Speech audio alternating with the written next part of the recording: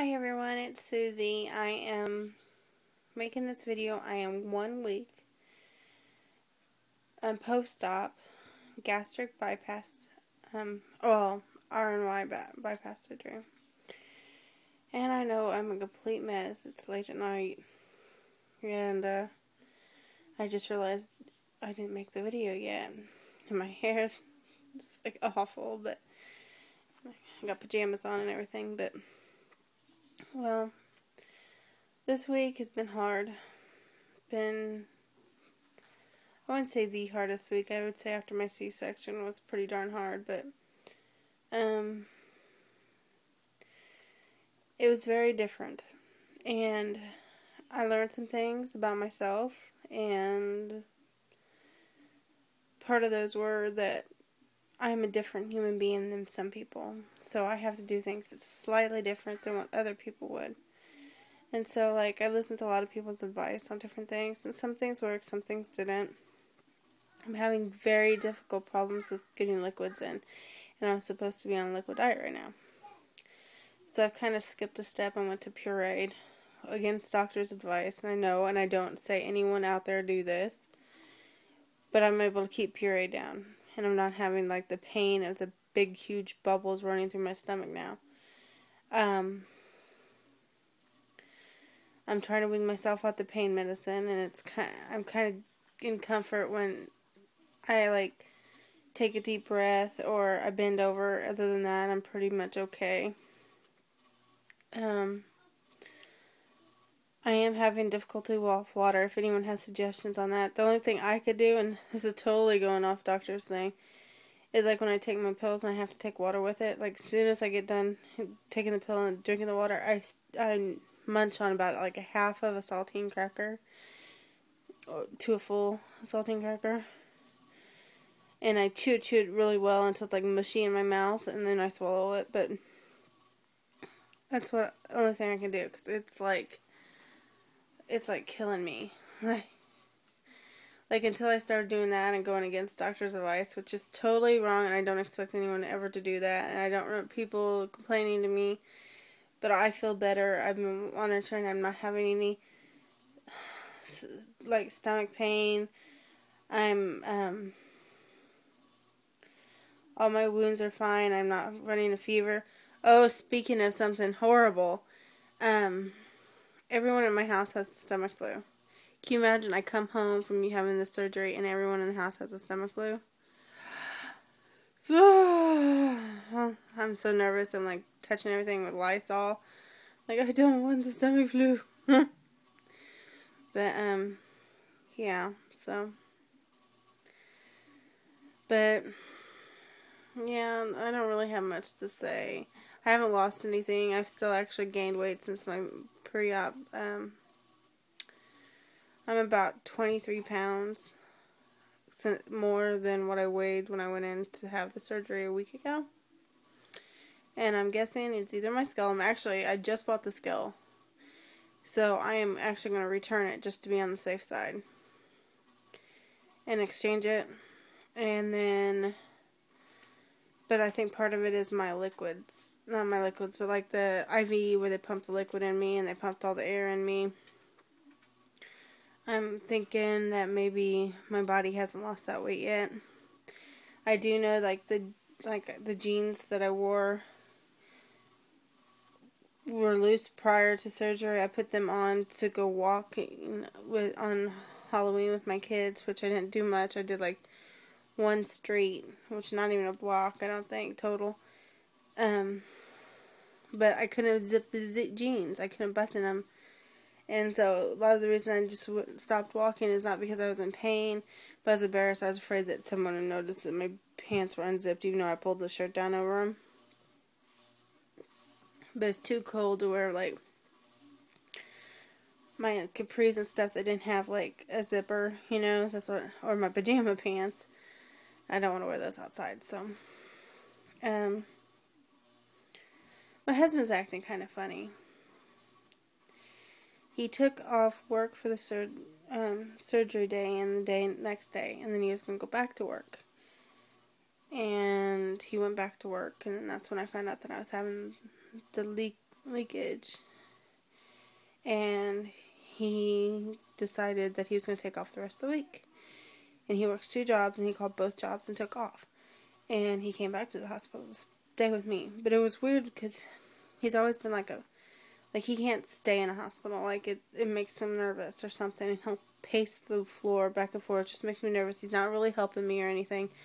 Which I was fine with him going to work. It really did not bother me.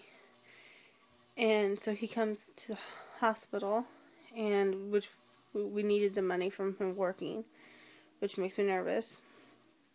And he doesn't really help me. He's either watching sports on TV, which I'm not great about, but I don't want to complain. So, like, my room TV was taken over. Or he would leave the room and walk around the hospital. He even at one point walked from the hospital to a convenience store to get, like, chips and stuff. And he'd sit in front of me and he'd eat chips and stuff. And then the day I left the hospital, my brother-in-law came to pick me and my husband up. And they went out to a diner to eat, and I sat at the booth with them while they were eating. Which was interesting, but I wasn't hungry. But that's not the weird part. It's just like, it's unlike him. And then, like, all of a sudden, he's wearing his wedding ring again. And he hasn't worn his wedding ring in years. He's wearing his wedding ring. He's wearing his gold chain and his little charm that I bought him. He's making a point to, like, hug on me. And the only thing I think of is maybe he got scared that he'd lose me. But his natural body, like in the hospital, his natural personality just can't let him hang out in the hospital. It just makes him too nervous. When he was a baby, well, not a baby, when he was 5 years old, he got hit by a car, and he was in the hospital for like 6 months or something like that in a body cast, like for a long time. And then when he was a newborn, which he doesn't remember that, of course, he was preemie, and so he was in the hospital for the first 4 months of his life, and he just does not do well with hospitals. He just can't do them. So I don't know what's up with that. And kind of makes me wonder. I know it's weird, but anyone has any maybe advice on that? I don't know. Crystal's having her surgery on Wednesday, and I am wanting to get up there. I'm hoping to get up there. I can't make any promises. It depends on how I feel and transportation-wise, because I really don't. The doctor never said I couldn't drive, but I'm probably not supposed to. And I am kind of not great with driving in the city, and the hospital's in the city, so I'll see. But she's worth it. She's worth taking to drive there to the hospital, but I don't know. My brother-in-law said he's going to find a way for me to get there without taking the interstate, which would be awesome.